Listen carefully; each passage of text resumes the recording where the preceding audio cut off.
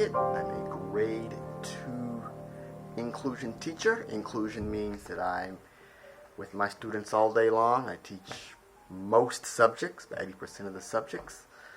And I just want to give an overview right now of my class, the overview and the layout, and some reminders of setting up and getting things that worked and didn't work for next year. So it's a good overview, overlay for myself in general, and just an idea about what's going on. So right here is the schedule here. Overview of schedule has changed a few times, but general outlay: phonics in the morning, specials, PE. They go downstairs for science, art, technology, some other subjects. We have social studies, recess, and pack up and dismissal. This area where I'm at, there's 4 classrooms in this area. All the second grade teachers. We plan together. On Tuesday we schedule for next week. Then on Thursday we meet for the hour for 2 weeks ahead. Here, around here, there's questions to help give an overview about what we can, questions to ask, some higher order thinking questions. There's a reminder for all periods. So this is my board here. We have the date. I have students who will change this daily. Word of the day. I have a Spanish word, one in cursive, and English word. We have activity of the do now. So as they walk in the door, bell ringer. When they come inside, they read something and able to move on. These are helpful to have to divide up the board on a daily basis. Our mentor sentence right here, an example of just be able to turn it around. An author created daily sentence. This is what we have each day. This is nice to use. I'll keep this as a nice reminder to be able to easily move. Smart choices. I like this one. Little behavior chart system. They didn't make smart choices. This will be changed to yellow. They continue to make another error, orange, not signing their planner, then red. Then they'll be moved to the brown bench outside, perhaps, or the brown bench to the principal's office, depending upon what happened on the orange. Sometimes orange, it's time for them to go to the safe spot. Maybe red, then they go to the brown bench outside, or the green bench outside to reflect, think, have a serious talk. Something else happens, then they'll go to the brown bench, and then that's when the principal's office, and more severe consequences coming that way. Here we have their layout of right here. It's on their carpet seating. Right there I have it right here where I had to plan it. Each student has their own layout. So a student here. This is empty. Student here. Empty. Student there. It's empty. Then I had to make sure no student was right next to each other. Difficult layout of always constantly changing who's not next to someone. So student here, 6, no one there. So no one basically in front or next to a student. The student is permanently at their desk. Yeah, this was a constant rotating machine here. Up around the room, cubby holes. Some more successful than others.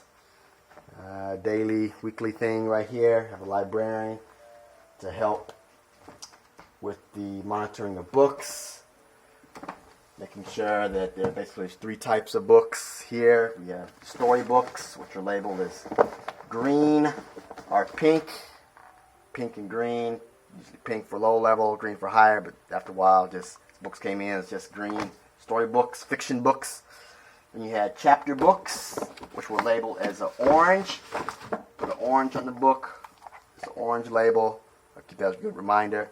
And then also had a yellow for non-fiction books and an area for a book return. Worked out quite well here.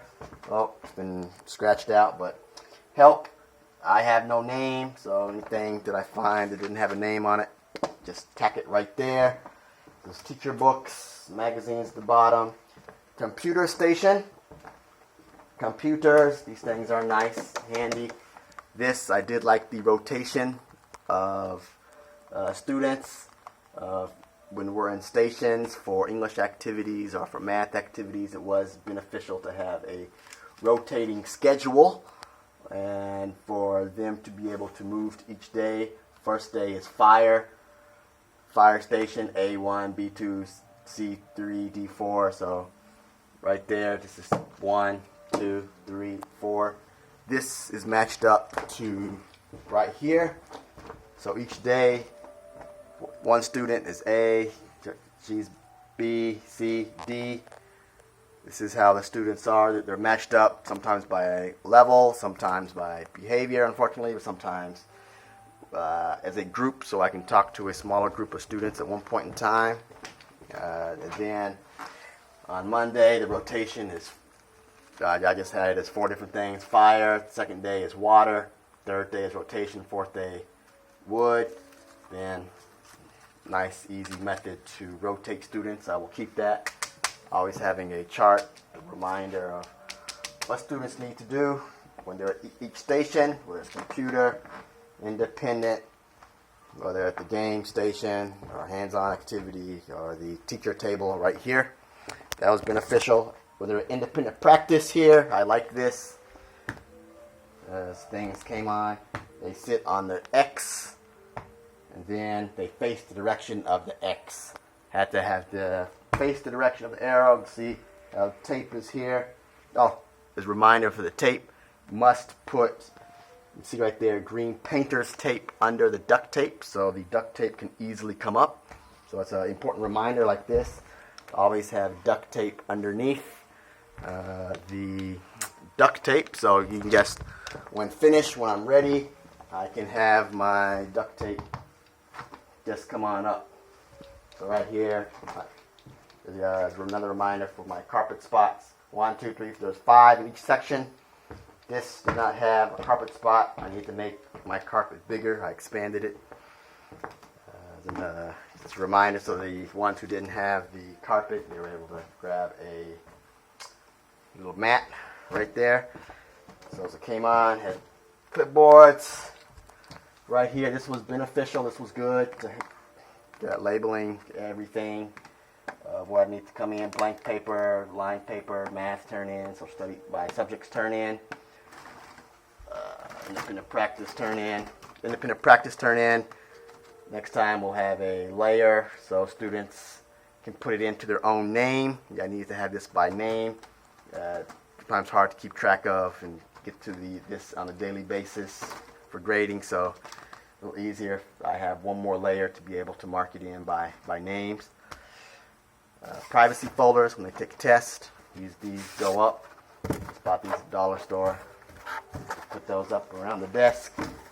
They'll let me know when they're testing. When they finish the test, this will come down. Either they'll bring it over, they'll turn it in, or I check it depending upon the day of the situation. Teacher supplies and so forth. Just at the teacher table right here. I did like this. Did like this little alert system when I'm with stations. I just want to deal with my teacher table. When they had a problem, they came here. They signed out. They just filled out a little form. Everything was just, they write their name at the top.